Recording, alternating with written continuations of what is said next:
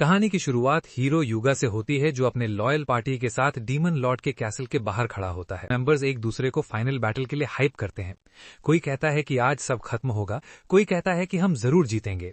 Atmosphere बिल्कुल वैसे ही होता है जैसे स्कूल या कॉलेज में एग्जाम से पहले फ्रेंड्स एक दूसरे को मोटिवेट करते हैं।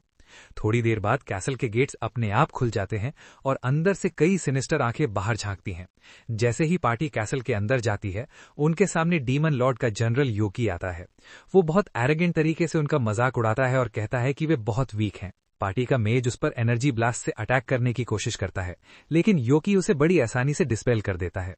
इसके बाद सोर्ड्समैन मेले अटैक करता है, लेकिन योकी उसके अटैक को डॉज करता है और एक किक में उसे पीछे फेंक देता है। फिर सपोर्ट मेज सेसिलिया युगा पर एनहांसमेंट स्पेल डालती है। युगा अपनी अल्टीमेट स्पेल एक्सकैलिबर को योकी की तरफ छोड़ता है। योकी अपनी एंडलेस डार्क स्पेल से जवाब देता है। दोनों की पावर्स आपस में टकराती हैं, लेकिन आखिर में योकी हीरो को ओवर पावर कर देता है और पूरी पार्टी को अकेले ही हरा देता है। जमीन पर पड़े हुए युगा को लगता है कि शायद यही उनकी जर्नी का एंड है। वो अनकॉन्शियस हो जाता है। युगा के बेहोश होते ही योकी सभी हीरोज को हील करना शुरू करता है। तभी उसकी नजर सपोर्ट मेज सिसिलिया पर जाती है और उसे वो बहुत प्रिटी लगती है। वो उसके लुक्स में डिस्ट्रैक्टेड हो जाता है। कुछ समय बाद वो सभी हीरोज को कैसल की प्रिजन में ले जाता है। वहां उसके सबॉर्डिनेट्स उससे पूछते हैं कि क्या हीरोज को मार देना चाहिए। योकी अचानक उन्हें देखकर शॉक हो जाता है और उसके सभी सबॉर्डिनेट्स उसे सेसिलिया को घूरने के लिए टीज करने लगते हैं। आखिर में योकी साय करता है और उन्हें आदेश देता है कि हीरोज को किसी ह्यूमन विलेज के पास छोड़ दिया जाए। वो दिल ही दिल में अपनी एंजेलिक क्रश को पेनफुल गुड बाय कहता है। एक महीने बाद डीमन लॉर्ड योकी को सीधे अपने रूम में समन करता है। वहां उसका राइट हैंड मैन जाकियल उससे पूछता है कि हीरोज कितनी बार वापस चैलेंज देने आ चुके हैं। योकी बताता है कि वे अब तक 13 बार आ चुके हैं। ये सुनकर जाकियल उन्हें वीक स्टूडेंट्स की तरह समझता है, जो लेसन नहीं सीखते। डीमन लॉर्ड सोचता है कि योकी ने अब तक हीरोज को मारा क्यों नहीं। योकी जवाब देता है कि वे इतने मिजरेबल हैं कि उसके अटेंशन के भी लायक नहीं है। डीमन लॉर्ड सुझाव देता है कि उसके सबॉर्डिनेट्स ये काम संभाल लें। ये सुनकर योकी सरप्राइज हो जाता है। वो सोचता है कि उसके सर्वेंट्स हीरोज की पावर के सामने टिक नहीं पाएंगे और वो नहीं चाहता कि प्रिटी सपोर्ट मेज को कोई नुकसान पहुंचे। वो खुद हीरोज को डिस्पोज करने की परमिशन मांगता है। डीमन लॉर्ड मुस्कुराता है और चुपचाप अग्री कर देता है। थ्रोन रूम से निकलते समय योकी हीरोज की लाइफ को लेकर वरिड होता है। वो जानता है कि वही अकेला है जो उन्हें रोक सकता है, वरना हीरोज इतने स्ट्रांग हैं कि डीमन लॉर्ड को भी मार सकते हैं। वो सोचता है कि अब उसे क्या करना चाहिए, क्योंकि डीमन लॉर्ड जल्द ही पूरी दुनिया पर रूल करेगा। अगले दिन हीरोज फिर से डीमन लॉर्ड के कैसल में लौट आते हैं। योकी सोर्ड्समैन और युगा को पीछे धकेल देता है। तभी असॉल्ट मेज मकाना काउंटर अटैक करती है। उसकी स्पेल्स की पहली वेव को योकी ब्लॉक कर लेता है, लेकिन मकाना चुपचाप दूसरी वेव लॉन्च करती है जो उसे सरप्राइज कर देती है। फिर भी योकी टाइम पर रिएक्ट करता है और उसे ब्लॉक कर लेता है। उसकी लाइटनिंग फास्ट रिफ्लेक्सेस देखकर मकाना पूरी तरह शॉक हो जाती है। इसी दौरान योकी देखता है कि सेसिलिया अपने फ्रेंड्स को हील कर रही है और वो ब्लश करने लगता है। वो हंसता है और हीरोज का मजाक उड़ाता है और उनके अटेम्प्ट्स को फ्यूटाइल बताता है।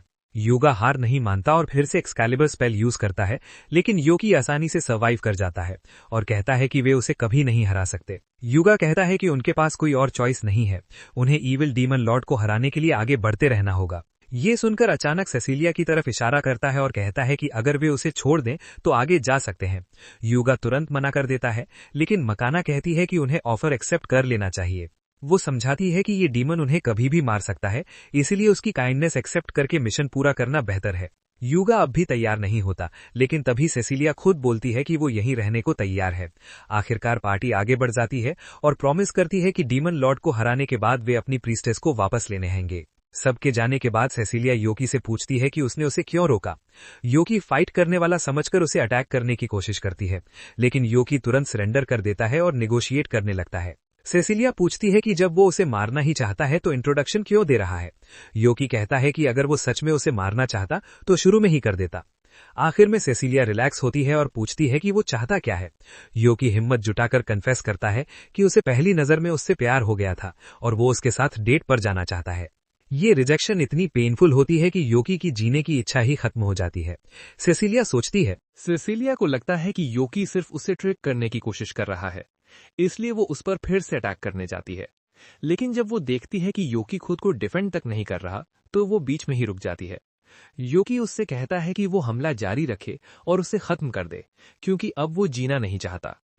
सेसिलिया को भरोसा नहीं होता कि कोई इतना आसानी से हार मान सकता है, तब योकी उसे बताता है कि वो पूरी जिंदगी डीमन लॉर्ड के कैसल में फंसा रहा है। उसे सिर्फ ह्यूमन विलेजेस को डिस्ट्रॉय करने के लिए बाहर जाने की इजाजत मिलती थी, लेकिन वो कभी ऐसा करना नहीं चाहता था। ये सुनकर सिसिलिया चौंक जाती है और कहती है कि सभी डीमंस ईविल होते हैं। योकी समझाता है कि भले ही उसका शरीर डीमन का है, लेकिन असल में वो किसी दूसरी दुनिया से रीइंकार्नेटेड इंसान है। ये सुनकर सिसिलिया पूरी तरह कंफ्यूज हो जाती है। योकी उसे बताता है कि वो एक डीमन के शरीर में इंसान है। तब सिसिलिया समझ जाती है कि रीइंकार्नेटेड होने की वजह से उसके पास बहुत इनक्रेडिबल पावर्स है। वो सोचती है कि फिर उसने डीमन लॉर्ड को खुद क्यों नहीं हराया। योकी बताता है कि अगर वो डीमन लॉर्ड को हरा देता तो उसे डीमंस का अगला लीडर बनना पड़ता और तब उसे ह्यूमैनिटी के खिलाफ भयानक अट्रॉसिटीज करनी पड़ती। इस मजबूरी की वजह से वो हेल्पलेस महसूस करता था और सोच चुका था कि बाकी जिंदगी मिजरेबल तरीके से उसी सेल में सड़ते हुए गुजार देगा। लेकिन तभी उसकी जिंदगी में सिसिलिया आई, जिसने उसे ये एहसास दिलाया कि जिंदगी जीने लायक है। अब जब उसकी आखिरी उम्मीद भी उसे रिजेक्ट कर चुकी है, तो वो सबको छोड़ने के लिए तैयार है। तभी सिसिलिया उससे कहती है कि उसे जीते रहना चाहिए और अपनी पावर का इस्तेमाल ह्यूमैनिटी की मदद के लिए करना चाहिए। वो कहती है कि उसकी जिंदगी का कोई दूसरा पर्पस भी हो सकता है और वो उसे बाहर की दुनिया में सेटल होने में मदद करने का ऑफर देती है। कुछ दिनों बाद क्लैरियनिस किंगडम में डीमन लॉर्ड पर जीत की खुशी में सेलिब्रेशन रखा जाता है। किंग डार्ट्स सभी हीरोज को बधाई देता है और घोषणा करता है कि उनके सम्मान में 3 दिन का सेलिब्रेशन होगा। किंगडम के बाहर एक सिक्लूडेड जगह से योकी ये सब देखता है। वो जानता है कि सिसिलिया वहीं रहती है, इसलिए खुद को नॉर्मल ह्यूमन दिखाने के लिए वो दर्द सहते हुए अपना डीमन हॉर्न तोड़ देता है और किंगडम में एंटर करता है। इधर मकाना युगा को जीत की बधाई देती है और युगा बहुत खुश होता है। फिर वो सिसिलिया की तरफ मुड़ता है, ये जानते हुए कि ये जीत उसी की वजह से संभव हुई थी। ये देखकर मकाना खुद को इग्नोर्ड महसूस करती है। थोड़ी देर बाद योकी सिटी की एडवेंचरस गिल्ड में खुद को रजिस्टर करने जाता है। वहां का लेजी रिसेप्शनिस्ट क्लेमन जम्भाई लेते हुए रजिस्ट्रेशन फॉर्म निकालता है। योकी फॉर्म साइन करता है तो क्लेमन उसे गिल्ड कार्ड देता है और बताता है कि वो सबसे नीचे F रैंक से शुरू करेगा, जो S रैंक तक जाता है। वो समझाता है कि कमीशंस लेकर रैंक अप किया जा सकता है, लेकिन नॉर्मली एक एडवेंचरर को E रैंक तक पहुंचने में पूरा 1 महीना लग जाता है। वो उसे कार्ड संभाल कर रखने की वार्निंग देता है और गुड लक कहता है। कार्ड मिलने के बाद योकी लगातार मिशंस कंप्लीट करता है और इतना पैसा कमा लेता है कि एक इन रेंट कर सके। 1 हफ्ते बाद जब वो फिर गिल्ड जाता है तो सभी एडवेंचरर्स एक ऐसे राइजिंग एडवेंचरर की बात कर रहे होते हैं जो बहुत तेजी से रैंक अप कर रहा है। इसी दौरान योकी क्लेमन से और कमीशंस मांगता है, लेकिन लेजी रिसेप्शनिस्ट को आज पेपर वर्क नहीं करना होता और वो गुस्से में उसे पास बैठी प्रिटी लेडी से बात करने को कहता है। लेकिन योकी मना कर देता है और कहता है कि उसे क्लेमन के साथ टाइम स्पेंड करना ज्यादा पसंद है। इस बात को छोड़कर क्लेमन उससे उसकी रियल आइडेंटिटी के बारे में पूछता है, क्योंकि कोई नॉर्मल इंसान सिर्फ 1 हफ्ते में F से D रैंक तक नहीं पहुंच सकता। योकी अनजान बनने की कोशिश करता है तो क्लेमन साय करता है और कहता है कि उसने कुछ इल्लीगल नहीं किया, इसलिए वो उसे पर्सिक्यूट नहीं कर सकता। तभी एक हुड पहनी लड़की अंदर आती है और क्लेमन से योकी की मिशंस कैंसिल करने को कहती है। योकी शॉक हो जाता है क्योंकि वो लड़की सिसिलिया होती है। क्लेमन भी सोचता है कि हीरो प्रीस्टेस गिल्ड में क्या कर रही है। सिसिलिया उसे धीरे बोलने को कहती है, फिर योकी की तरफ मुड़कर उसे प्राइवेट चैट के लिए अपने घर चलने का इनविटेशन देती है। जब वे सिसिलिया की कैरेज में बैठते हैं तो योकी सोचता है कि किसी लड़की का उसे घर बुलाना कितना स्ट्रेंज है। घर पहुंचते ही एक गार्ड योकी को देखकर सस्पिशियस हो जाता है और भाला तानकर पूछता है कि वो सिसिलिया के साथ क्यों था। सिसिलिया आगे आकर बताती है कि वो उसका फ्रेंड है। तब दूसरा गार्ड अपने साथी को खींचकर दूर ले जाता है और सिसिलिया योकी को अंदर ले जाकर टी पिलाती है। वो उससे माफी मांगती है कि वो उसे जल्दी नहीं ढूंढ पाई, लेकिन योकी को बुरा नहीं लगता। वो सोचता है कि इतनी बड़ी सिटी में उसने कैसे ढूंढ लिया। सिसिलिया बताती है कि इतनी कम टाइम में D रैंक तक पहुंचने की वजह से वो पूरे टाउन में फेमस हो चुका है। इसी वजह से वो उसे एडवेंचरस गिल्ड छोड़ने को कहती है। ये सुनकर योकी पूरी तरह कंफ्यूज हो जाता है। सिसिलिया समझाती है कि डीमन लॉर्ड की हार के बाद बाकी नेशंस पावर पाने के लिए प्रॉक्सी वॉर शुरू कर चुकी हैं। वो बताती है कि युगा को रूलर्स की तरफ से विमेन, मनी और पावर के कई ऑफर्स मिल रहे हैं। युगा को हीरो से थोड़ी जेलसी महसूस होती है, लेकिन वो ये भी समझता है कि नेशंस उसे सिर्फ पॉन की तरह यूज करना चाहती हैं। तभी सिसिलिया बताती है कि उसकी एक्स्ट्रा ऑर्डिनरी पावर भी उसे ऐसे ही खतरनाक ध्यान का सेंटर बना देगी। सिसिलिया उसे समझाती है कि अलग अलग नेशंस उसकी ताकत पर ध्यान देने लगेंगी क्योंकि वो हीरो से भी ज्यादा स्ट्रांग है। उसे डर है कि लोग योकी की पावर को गलत तरीके से यूज करके पूरी दुनिया पर कब्जा करना चाहेंगे। योकी उसकी चिंता समझता है, लेकिन वो उसे याद दिलाता है कि उसे अपने बिल्स भी पे करने होते हैं और सिर्फ अच्छे इरादों से जिंदगी नहीं चलती। सिसिलिया कहती है कि वो खुद उसे हायर कर सकती है, लेकिन वो मानती है कि उसके पास इतना पैसा नहीं है जो उसकी मेहनत के लायक हो। वो उससे रिक्वेस्ट करती है कि वो फिर भी उसकी बात मान ले। तभी योकी उसे अपना सिर उठाने को कहता है और कॉन्फिडेंस के साथ बोलता है कि अगर दुनिया की सबसे ब्यूटीफुल वुमन भी उसे ऑफर की जाए तो भी वो एक्सेप्ट नहीं करेगा, क्योंकि उसकी नजरों में सिर्फ सिसिलिया है। ये सुनकर सिसिलिया हंस पड़ती है और योकी अपनी ही बड़ी बड़ी बातों पर एम्बैरेस्ड महसूस करता है। तभी सिसिलिया की मां सीलिया कमरे में आती है। वो गार्ड के रूड बिहेवियर के लिए माफी मांगती है और अपनी मेड सोफिया को गार्ड को डिसिप्लिन करने भेज देती है। मेड के जाते ही सेलिया बताती है कि उसकी बेटी को कई एंगेजमेंट ऑफर्स मिल चुके हैं। ये सुनकर योकी शॉक हो जाता है, क्योंकि हीरो युगा ने भी सिसिलिया से कन्फेस किया था, लेकिन सिसिलिया उसे भरोसा दिलाती है कि उसने युगा को मना कर दिया था। योकी की हालत देखकर सेलिया समझ जाती है कि वो भी उसकी बेटी को पसंद करता है। वो उसके पास बैठती है और सीधे पूछती है कि क्या वो सिसिलिया से शादी करना चाहता है। योकी और ज्यादा शॉक हो जाता है और सोचता है कि शायद ये टेस्ट है, लेकिन सेलिया कहती है कि वो साफ जवाब चाहती है। तब योकी सिर हिलाकर मना करता है और बताता है कि सिसिलिया पहले ही उसे रिजेक्ट कर चुकी है। वो समझाता है कि वो अभी एडवेंचरर बनकर एक स्टेबल लाइफ बनाने की कोशिश कर रहा है, ताकि फ्यूचर में दोबारा प्रपोज कर सके। सेलिया पूछती है कि क्या वो उसके जेनरस ऑफर को ठुकरा रहा है। योकी कहता है कि वो हमेशा सिसिलिया की फीलिंग्स का रिस्पेक्ट करेगा। आखिरकार सेलिया उसकी सोच से खुश हो जाती है और बताती है कि वो बस ये देखना चाहती थी कि वो मौका मिलते ही जंप तो नहीं कर लेता, क्योंकि वो अपनी बेटी की शादी किसी डेस्परेट इंसान से नहीं कराएगी। वो योकी को अप्रूव कर लेती है और फ्यूचर में घर आने की परमिशन दे देती है। बाद में सिसिलिया बताती है कि शायद उसकी माँ उसे पसंद करने लगी है। योकी को अभी भी उसकी माँ से थोड़ी घबराहट होती है, लेकिन वो दिए गए चांस की वैल्यू समझता है। वो पूछता है कि क्या वो उसे उसके फर्स्ट नेम से बुला सकता है। सिसिलिया मान जाती है और बदले में उसे भी फर्स्ट नेम से बुलाती है। ये सुनकर योकी खुशी से जोर से चिल्लाता है और महसूस करता है कि वो अपनी पसंदीदा लड़की के एक कदम और करीब पहुंच गया है। ये था एपिसोड 1। आगे की स्टोरी मिस न करने के लिए सब्सक्राइब करें और अगला वीडियो जरूर देखें। थोड़ी देर बाद हम देखते हैं कि योकी अपने एक हीरो क्वेस्ट के बीच में है। आमतौर पर ऐसा क्वेस्ट पूरा करने में पूरा 1 वीक लग जाता है, लेकिन योकी इसे सिर्फ 1 ही दिन में कंप्लीट कर लेता है। क्वेस्ट खत्म करने के बाद जैसे ही वो घर जाने की तैयारी करता है, अचानक उस पर हमला हो जाता है। 3 अननोन अटैकर्स उस पर एक साथ कोऑर्डिनेटेड अटैक करते हैं। योकी खुद को डिफेंड करने की कोशिश करता है, लेकिन तभी उसे महसूस होता है कि ये लोग उसे जाने पहचाने लग रहे हैं। ये वही लोग थे जो डीमन कैसल में उसके सबऑर्डिनेट्स हुआ करते थे। योकी उन्हें देखकर शॉक हो जाता है। वो उनसे फाइट नहीं करना चाहता। योकी तुरंत टाइम आउट बोलता है और अपनी ट्रू आइडेंटिटी रिवील कर देता है। ये देखकर तीनों बहुत खुश हो जाते हैं, क्योंकि उन्हें लगता था कि योकी अब इस दुनिया में नहीं रहा। लेकिन ड्यूक को बहुत गुस्सा आता है। वो योकी से नाराज होता है, क्योंकि जब हीरो पार्टी ने डीमन कैसल पर अटैक किया था, उस टाइम योकी वहां मौजूद नहीं था। वो हमेशा की तरह उन्हें प्रोटेक्ट करने नहीं आया। उन तीनों को खुद ही फाइट करनी पड़ी और समहाउ वे डीमन लॉर्ड के थ्रोन रूम तक पहुंच गए, जहां डीमन लॉर्ड को डिफीट कर दिया गया।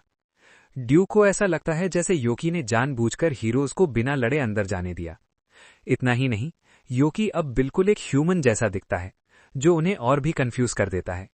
ड्यूक पूछता है कि ये सब आखिर क्यों हुआ। योकी सबको काम डाउन होने को कहता है और बोलता है कि उसके पास अपने एक्शंस का बहुत सॉलिड रीजन है। तीनों उसकी बात सुनने के लिए रुक जाते हैं, क्योंकि उन्हें भरोसा है कि योकी कभी बिना वजह कुछ नहीं करता। लेकिन जब योकी बताता है कि उसने ये सब सिर्फ इसलिए किया क्योंकि उसे हीरो पार्टी की प्रीस्टेस पर क्रश हो गया था, तो तीनों के दिमाग कंप्लीटली ब्लैंक हो जाते हैं। वे इस बात को समझ ही नहीं पाते। योकी उन्हें बताता है कि अब वो एक ह्यूमन की तरह जीना चाहता है। वो कहता है कि अब से वे उसे अपना कैप्टन ना समझें और जो चाहे वो करें। वो उन्हें पूरी फ्रीडम देता है, लेकिन तीनों साफ मना कर देते हैं।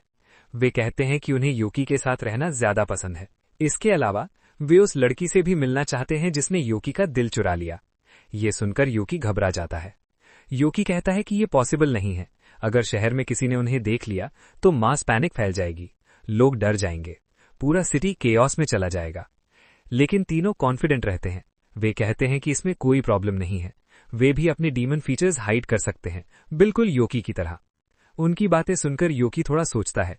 वे इतने जिद्दी होते हैं कि आखिरकार योकी अग्री कर जाता है और उन्हें अपने साथ चलने की परमिशन दे देता है। जैसे कि उसे पता था कि वहां से उसका निकलना मुश्किल है, लेकिन योकी उन्हें पहले ही वार्न कर देता है कि ह्यूमंस के बीच ब्लेंड होना उतना इजी नहीं है जितना वे सोच रहे हैं। उसी दिन बाद में योकी अपने सबॉर्डिनेट्स को डिस्गाइज करके सिसिलिया से मिलाने लाता है, लेकिन ये एक्सपीरियंस उनकी एक्सपेक्टेशन से काफी ज्यादा ब्रूटल निकलता है, खासकर हैप्पीनेस के लिए, क्योंकि योकी को उसके फेदर्स एक एक करके प्लग करने पड़ते हैं, जिससे उसे काफी पेन होता है। इसके बाद वे सभी साथ बैठकर टी पीते हैं।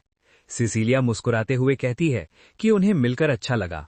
हालांकि उसे पता है कि वे सभी डीमंस हैं, लेकिन दिखने में वे बिल्कुल भी डीमंस जैसे नहीं लगते। ड्यूक एक्सप्लेन करता है कि उन्होंने खुद को ह्यूमन जैसा दिखाने के लिए पूरी मेहनत की है।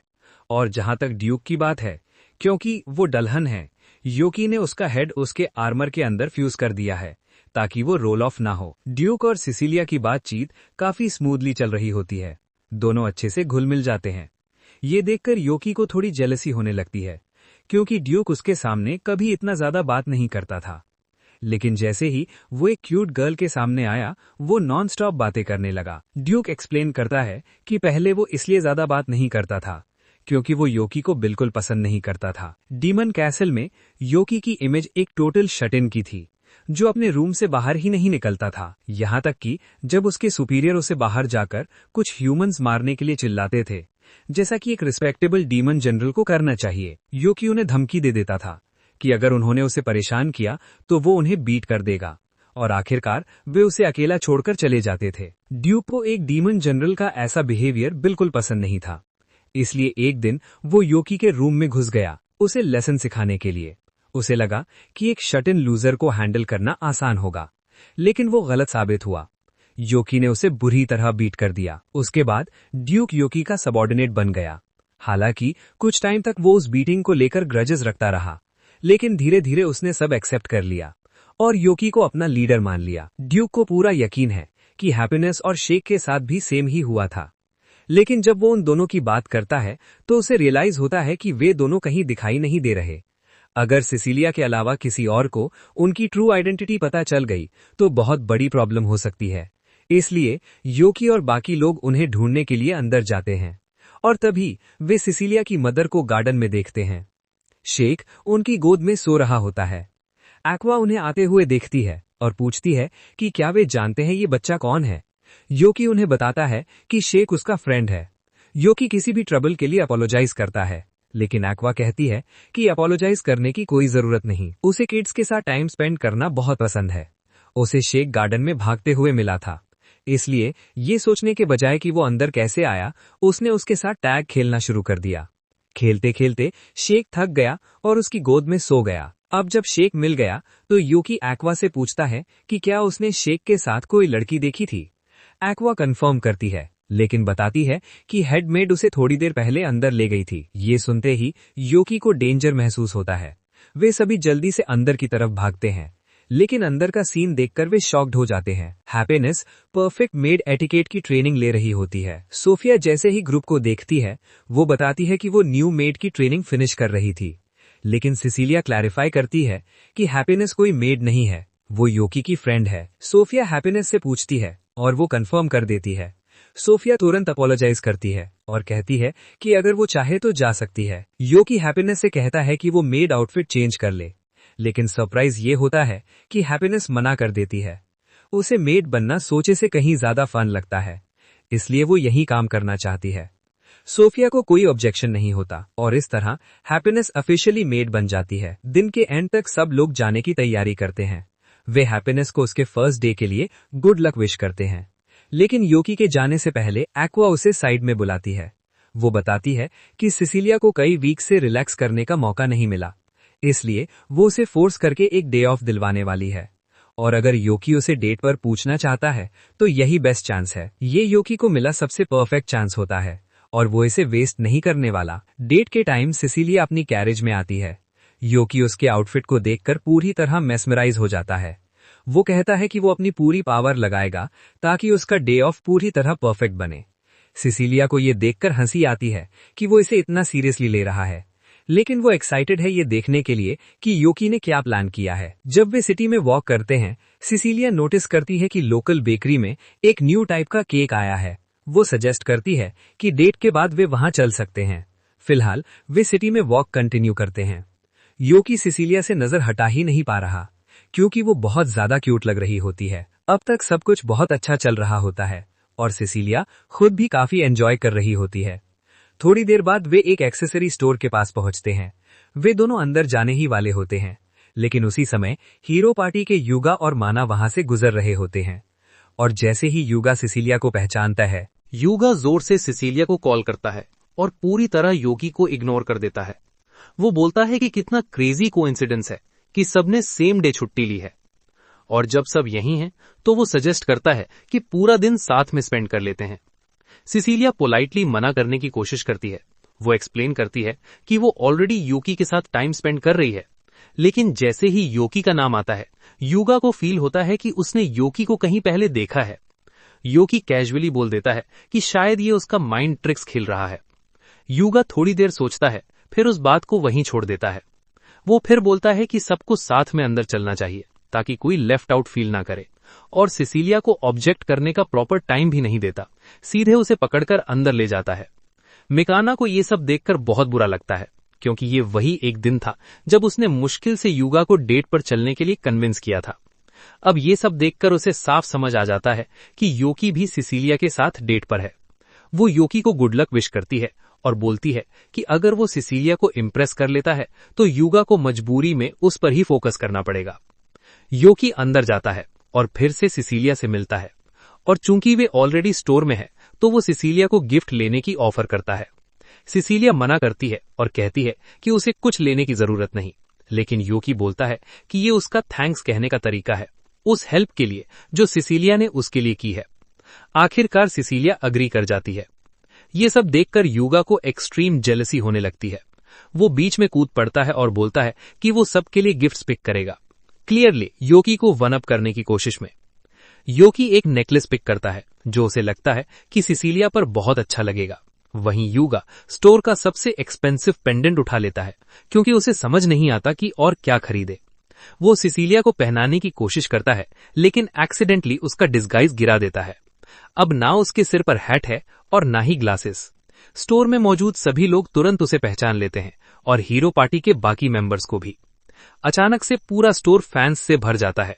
भीड़ उन्हें चेस करती हुई सड़क तक आ जाती है, और इसी केओस में योकी सिसिलिया से अलग हो जाता है। सिसिलिया को ढूंढते हुए योकी की टक्कर होती है हीरो पार्टी के लास्ट मेंबर सर रैवन से।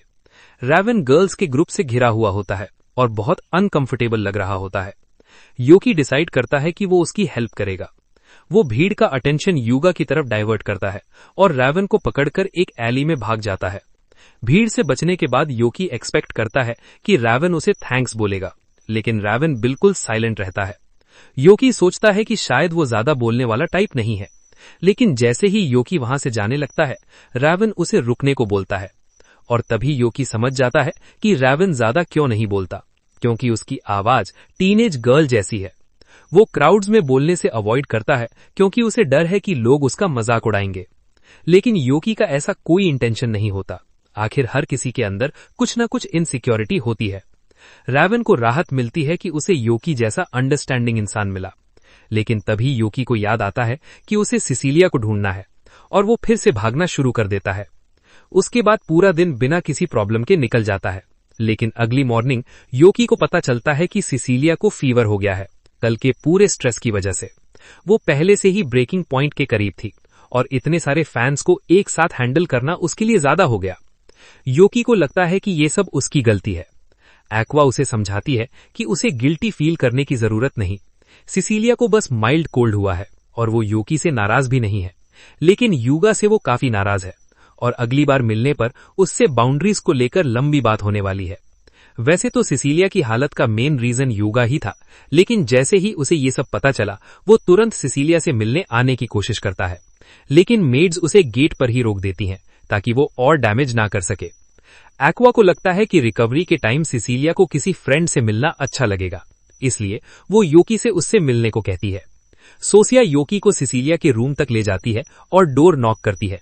सिसिलिया पैनिक करने लगती है और योकी से बाहर वेट करने को कहती है जब तक वो रूम क्लीन न कर ले, लेकिन सोफिया उसे अश्योर करती है कि चिंता करने की कोई बात नहीं, वो ऑलरेडी सिसिलिया के सारे टॉयज हटा चुकी है। फिर भी ये सुनकर सिसिलिया को एम्बैरेसमेंट होती है, लेकिन अब योकी के अंदर आने में कोई प्रॉब्लम नहीं। योकी अंदर आता है और बेड के पास बैठ जाता है। वो पूरे इंसिडेंट के लिए अपोलोजाइज करता है और बोलता है कि वो समहाउ ये सब ठीक करेगा, लेकिन सिसिलिया बोलती है कि वो उसे ब्लेम नहीं करती। अगर वो सच में गिल्टी फील कर रहा है तो वो उसे एक चांस देती है। वो बोलती है कि रिकवरी के बाद वो उसके साथ एक और डेट पर चल सकता है। योकी कुछ सेकंड्स के लिए कंप्लीटली स्टन्ड हो जाता है, क्योंकि सिसिलिया ने बेसिकली उसे खुद ही डेट पर पूछ लिया था और ये उसके पूरे दिन की सबसे अच्छी बात थी। योकी स्माइल करता है और बोलता है कि वो प्रॉमिस करता है उनकी नेक्स्ट डेट इससे भी बेटर होगी। सिसिलिया की बात सुनकर योकी इतना ज्यादा खुश हो जाता है जितना उसने कभी इमेजिन भी नहीं किया था। वो अपने इमोशंस को कंट्रोल नहीं कर पाता और थोड़ा ज्यादा एंथुजियास्टिक हो जाता है। लेकिन प्रॉब्लम ये हो जाती है कि वो सिसिलिया के पास जोर जोर से बोलने लगता है, जिससे उसकी कंडीशन और खराब हो सकती है। ये सब देखकर सोफिया बीच में आ जाती है और पोलाइटली योकी को बाहर भेज देती है। योकी थोड़ा डिसअपॉइंटेड होता है, लेकिन वो समझ जाता है और घर जाने के लिए निकल पड़ता है। तभी अचानक उसकी नजर रेवन पर पड़ती है। रेवन नर्वस सा सिसिलिया के हाउस की तरफ वॉक कर रहा होता है। योकी को क्यूरियोसिटी होती है कि वो यहाँ क्या कर रहा है, तो वो रेवन के पास जाकर कैजुअली ही बोलता है। रेवन का फेस देखकर लगता है कि उसके माइंड में काफी कुछ चल रहा है। योकी उससे पूछता है कि क्या कोई बात उसे परेशान कर रही है। थोड़ी हेजिटेशन के बाद रेवन एडमिट करता है कि वो उस लड़की को कन्फेस करने की हिम्मत जुटा रहा है जिसे वो पसंद करता है। वो बताता है कि उस लड़की ने भी उसकी आवाज सुनकर उसका मजाक नहीं उड़ाया था, बिल्कुल योकी की तरह, और उसी दिन से रेवन को उस लड़की पर क्रश हो गया। लेकिन उसे डाउट है कि क्या वो लड़की भी उसे पसंद करती है या नहीं। योकी ये सुनकर थोड़ा कंफ्यूज हो जाता है। उसे समझ नहीं आता कि रेवन इतना वरिड क्यों है, क्योंकि रेवन टॉल है, हैंडसम है और फेमस भी है। उसकी सिर्फ एक ही प्रॉब्लम है, उसकी वॉइस। लेकिन जिस लड़की को वो पसंद करता है वो ऑलरेडी बोल चुकी है कि उसे उसकी आवाज से कोई प्रॉब्लम नहीं है, तो ऐसे में रेवन के पास एक्सेप्टेंस का काफी अच्छा चांस है। योकी ये सारी बात रेवन को समझाता है। रेवन को भी रियलाइज होता है कि योकी सही बोल रहा है। उसका कॉन्फिडेंस बढ़ जाता है और वो डिसाइड करता है कि अब वो कन्फेशन जरूर करेगा।